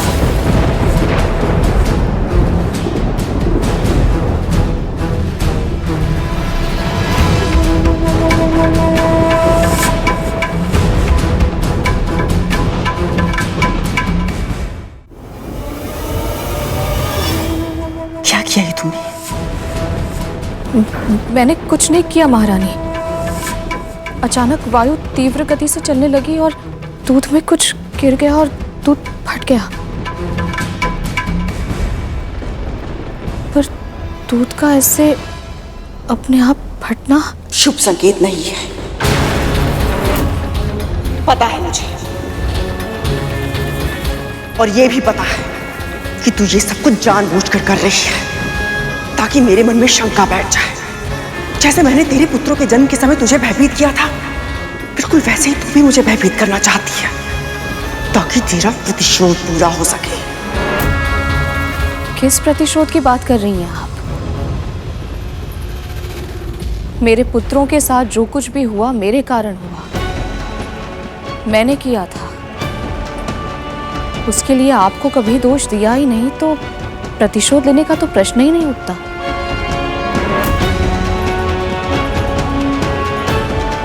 मैं भी एक मां हूं विंता, और अच्छे से जानती हूं एक मां अपने 100 कष्ट भूल सकती है, किंतु अपनी संतान का छोटे से छोटा कष्ट भी उसे सदैव स्मरण रहता है।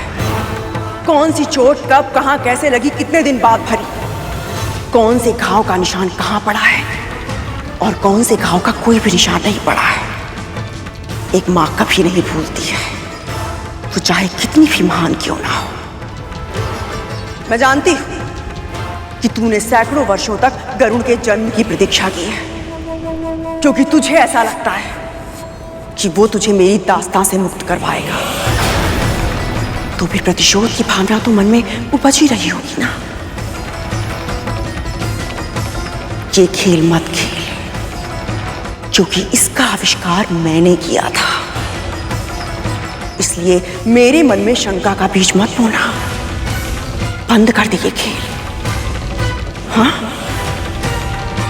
और एक बात, अपने और अपने पुत्र के मस्तिष्क से ये भ्रम बाहर निकालकर फेंक देना कि तुम दोनों को मेरी दास्तां से मुक्ति मिलेगी।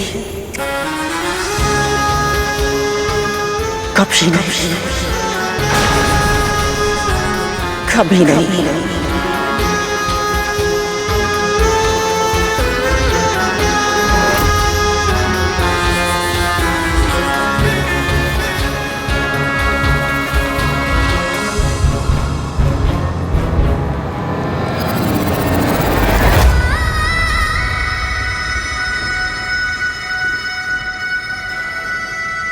गरुड़? माँ, क्या हुआ गरुड़?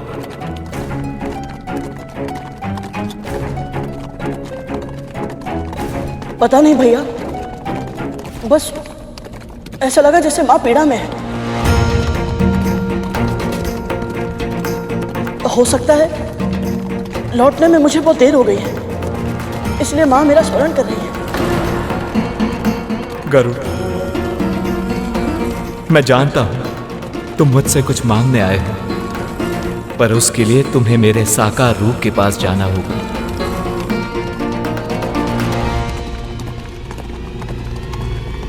साकार रूप प्रभु? इस रथ पर आसीन जो तुम्हारे सामने है वो मेरा एक अंश मात्र है गरुड़। मेरा संपूर्ण रूप तो सूर्यलोक में ही विद्यमान है, और अरुण का सत्य रूप भी तुम्हें वहीं मिलेगा।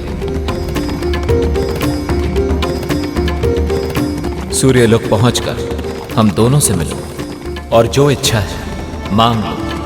आपका बहुत बहुत आभार सूर्यदेव।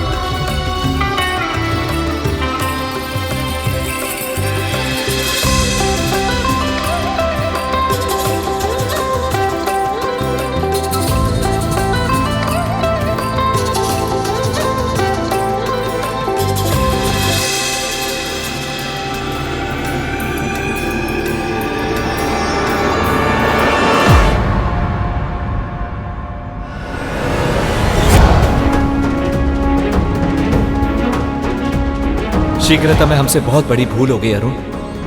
हम गरुड़ को बाल खिलिया ऋषियों के बारे में सतर्क करना तो भूल ही गए।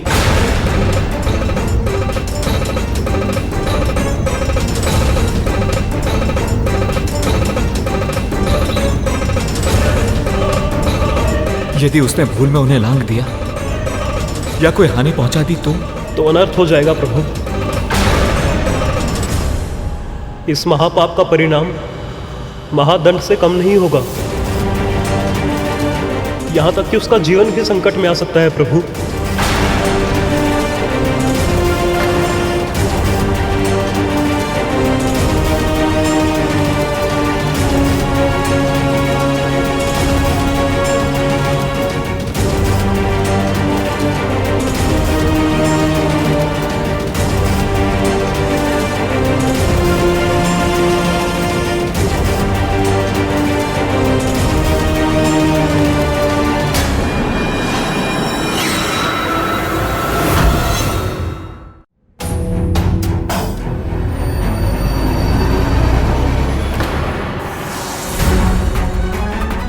कैसा अद्भुत प्रकाश है ये।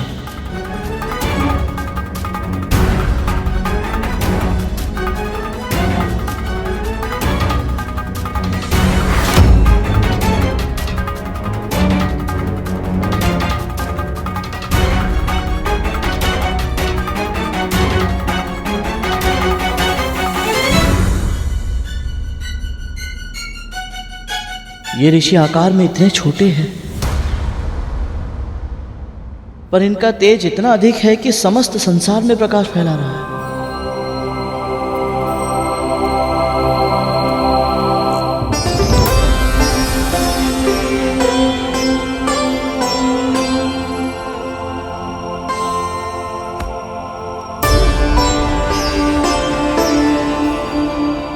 प्रणाम ऋषि श्रेष्ठ।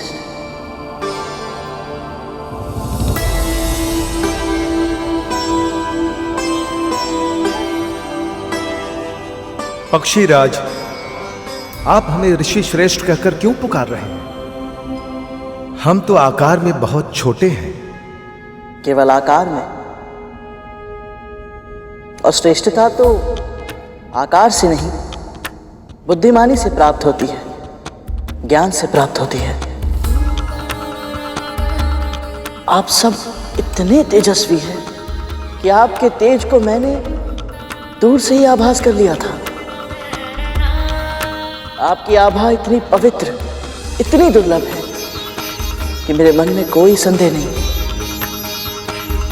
आप सब निश्चित रूप से महान हैं।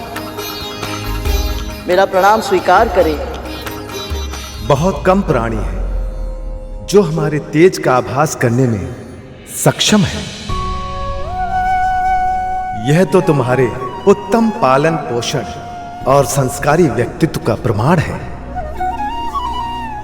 धन्य है तुम्हारे पिता महर्षि कश्यप और धन्य है तुम्हारी मां विंता, जिन्होंने ऐसे निष्ठावान और सद्गुणी पुत्र को जन्म दिया। अधिकतर प्राणी शक्ति प्राप्त करते ही पहले अभिमानी हो जाते हैं, फिर अज्ञानी, किंतु तुम्हारे साथ ऐसा नहीं है। तुम इतने शक्तिशाली होने के बाद भी न केवल स्वयं से दुर्बल व्यक्तियों के प्रति संवेदनशील हो, बल्कि तुम्हें इस बात का भी आभास है कि छोटे से छोटे प्राणियों में भी कोई न कोई विशेष शक्ति अवश्य होती है। इसलिए हम सब तुम्हें आज अणिमा और महिमा का वरदान देना चाहते हैं। अणिमा वह सिद्धि है पुत्र, जिससे तुम अपना आकार जितना छोटा चाहो कर सकते हो, और महिमा वह सिद्धि है जिससे तुम अपना आकार जितना विशाल चाहो कर सकते हो। तुम्हारा कल्याण हो पुत्र।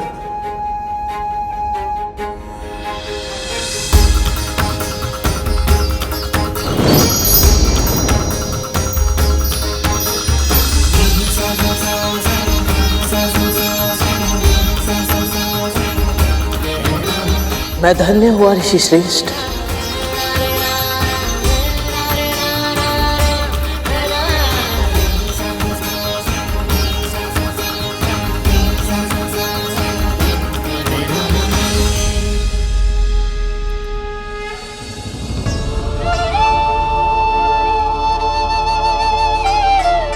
कहाँ रह गया गरुड़?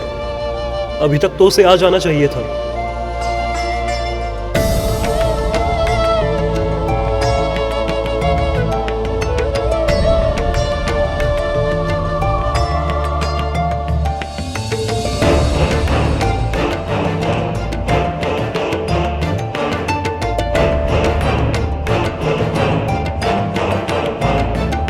मैं जब भी गरुड़ को देखता हूँ मुझे लगता है जैसे माँ स्वयं मेरे समक्ष है। वही सौम्य भाव, वही निर्मल स्वभाव, गरुड़ सत्य में माँ का प्रतिबिंब है।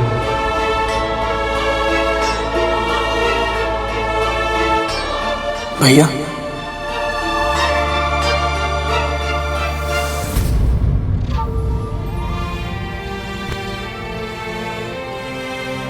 अपने छोटे भाई को आशीर्वाद नहीं देंगे?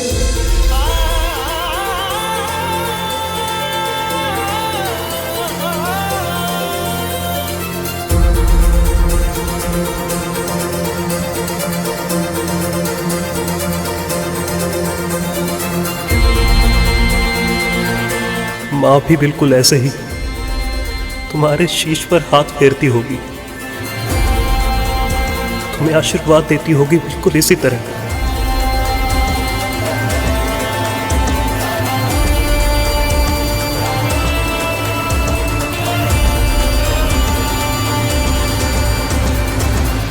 और कभी कभी बिल्कुल ऐसे ही स्नेह से तेरे गालों को सहलाती होगी।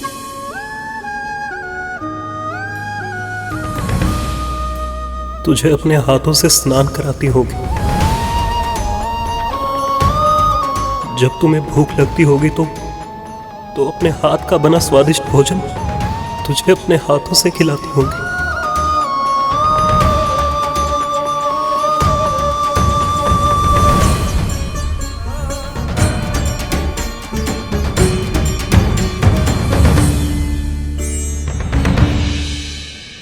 माँ के स्पर्श को अनुभव कीजिए भैया,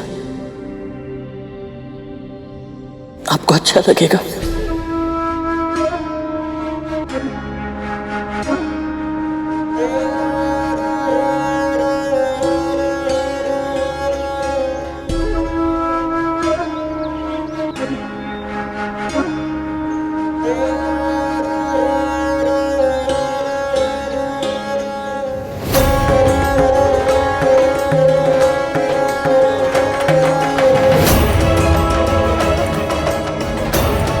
जिस प्रकार मैं अपनी विवशता का दास बन गया, उसी प्रकार आप भी अपनी बहन की दासी बनकर रहेंगी।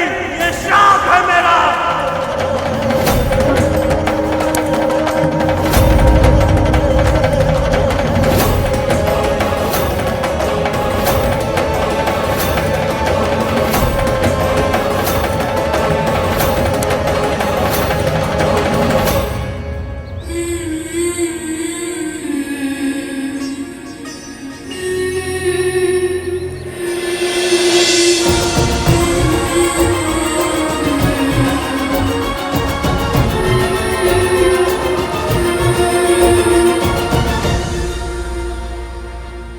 अरुण,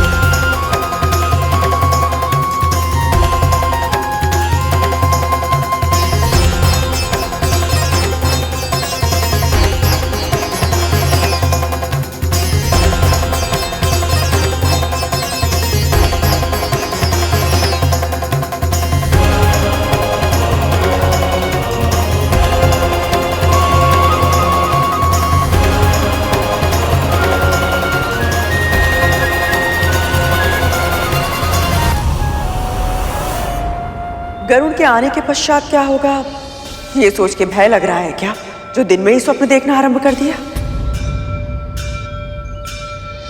क्या हुआ? वही जो आपने कहा महारानी, दिन में ही स्वप्न देख रही थी मैं।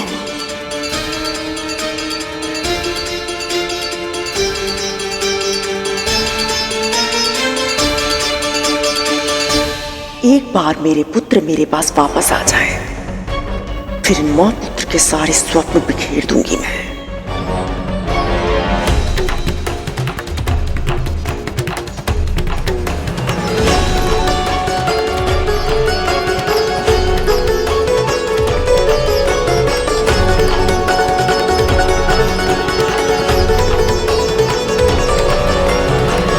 स्वप्न ही सही, मुझे यह आभास तो हुआ कि मेरा परिवार बिखरा हुआ नहीं है। दोनों भाइयों ने एक दूसरे के साथ समय भले ही ना बिताया हो, पर फिर भी इनके मध्य प्रेम की एक अदृश्य डोर है, जिसे ना समय तोड़ पाया है ना दूरी।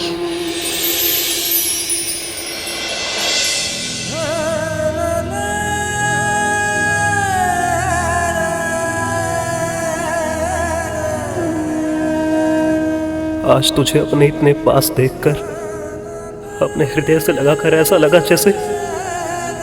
जैसे मां को हृदय से लगा लिया हो। शब्दों में वो सामर्थ्य ही नहीं है गरुड़, जिनमें मैं बता सकूं कि आज मैं कितना प्रसन्न हूं। मेरे जन्म के बाद मैंने मां को जो श्राप दिया था, उसके बाद तो मां मुझे आपसे बहुत स्नेह करती है भैया।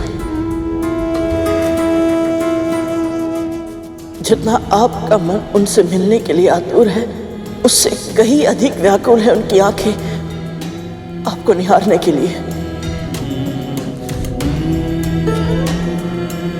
तो भैया देखिएगा, जब आप मां के सामने आएंगे ना, तो मां मुझे भी भूल जाएंगी। आपके सामने मेरा स्नेह कुछ भी नहीं है ना, इसीलिए। तेरे इन शब्दों ने मेरी बहुत बड़ी चिंता दूर कर दी गरुड़। चिंता? कौन सी चिंता? गरुड़, इस संसार में जितने भी बड़े भाई होते हैं ना, सब एक से होते हैं। अपने छोटे भाई की सुरक्षा तो करते हैं, किंतु उन्हें सताने में, उन्हें तंग करने में हमें और भी अधिक आनंद प्राप्त होता है। मुझे लगा कि हमने अपना बचपन साथ में नहीं बिताया, साथ में खेले नहीं, साथ में शरारतें नहीं की, तो कहीं ऐसा तो नहीं कि औपचारिकता की छाया हमारे संबंध को पूरी तरह से ढक ले और हमारे मध्य वो भाइयों वाला विशेष नाता वो कभी बन ही ना पाए। पर तू जिस तरह मुझसे अकारण ही चिढ़ रहा है, उसे देखकर लगता है कि दूर होने के बाद भी हमारे बीच जो संबंध है वो विशेष नहीं, अति विशेष है गरुड़। तू जानता है गरुड़, माँ और पिताजी चाहते थे कि उनके दोनों पुत्र माता पिता की भक्ति के आदर्श बने। अवश्य ही मेरे पिछले जन्मों के कर्म रहे होंगे कि मैं उनका ये स्वप्न पूरा करने में समर्थ नहीं हूं। पर तू है गरुड़, इसीलिए तुझे माँ, पिताजी और मेरे लिए अपने जीवन के लक्ष्य को प्राप्त करना ही होगा गरुड़। माँ को दास्ता के बंधन से मुक्त करवाना ही होगा तुझे।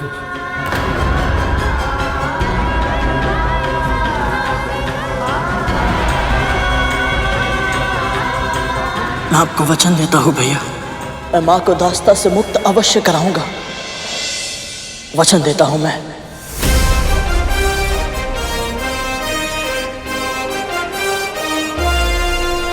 किंतु गरुड़, तू तो स्वयं कद्रू माँ और नागों का दास बन चुका है, फिर तू ये कार्य कैसे करेगा? मैं नहीं जानता भैया, हाँ तो इतना जानता हूं कि कोई ना कोई मार्ग अवश्य ढूंढ निकालूंगा मैं। बस किसी तरह बड़ी मां प्रसन्न हो जाए तो हो सकता है उनका मन भी बदल जाए। इसीलिए तो मैं यहां तक आया हूं, ताकि उनकी इच्छा पूरी हो पाए। तब तो मुझे तेरा समय बिल्कुल भी व्यर्थ नहीं करना चाहिए। जा, शीघ्र जा और सूर्य देव से भेंट कर। जी भैया। परंतु उसके पहले मुझे आपसे एक भेंट चाहिए।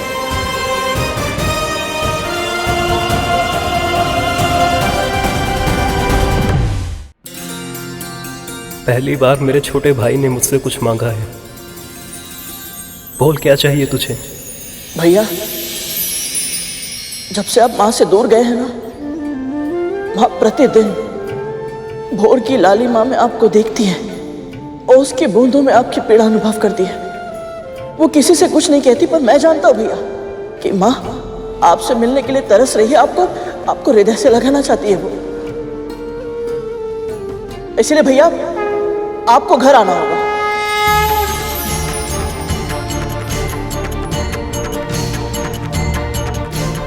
घर? भैया मैं कुछ नहीं सुनूंगा। आप मुझे वचन दीजिए कि आप घर आएंगे।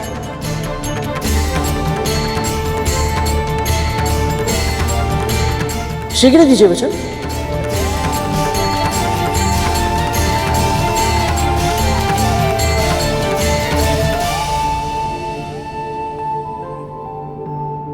मां ये सुनेंगी तो कितनी प्रसन्न होंगी। हम आपकी प्रतीक्षा करेंगे भैया। आज्ञा दीजिए।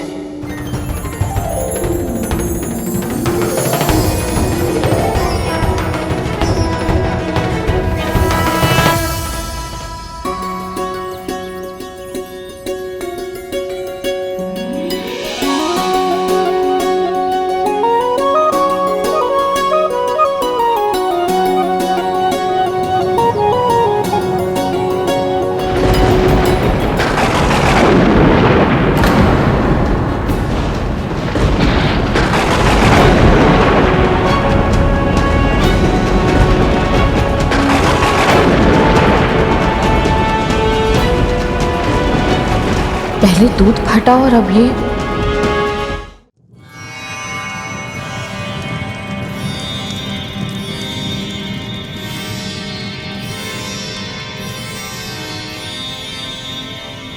प्रणाम सूर्यदेव। यशस्वी भव। मैं तुमसे बहुत प्रसन्न हूं पक्षीराज। बताओ, क्या इच्छा है तुम्हारी? अपनी बड़ी मां की इच्छा पूरी करना, उन्हें प्रसन्न करना ही मेरी वास्तविक इच्छा है सूर्यदेव। इसीलिए तो मैं यहाँ आया हूँ, उनके लिए सूर्य पुष्प लेने। सूर्य पुष्प तो एक माध्यम है गरुड़। क्या तुम जानते हो तुम्हें यहाँ क्यों भेजा है कद्रु ने? संभव है वो मेरी परीक्षा ले रही हो।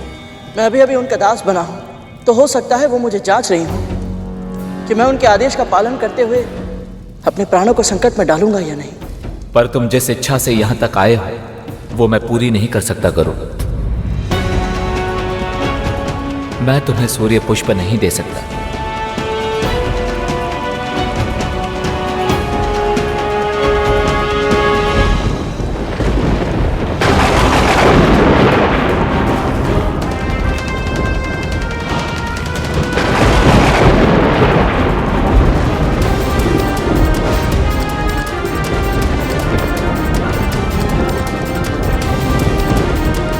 ये शोर कैसा है भैया?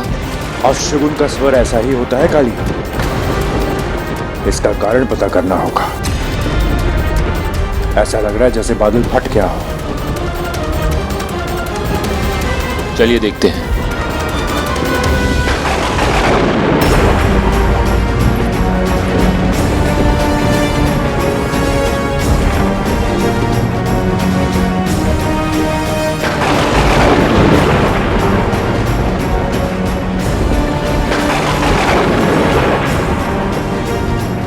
क्या हुआ दासी मां?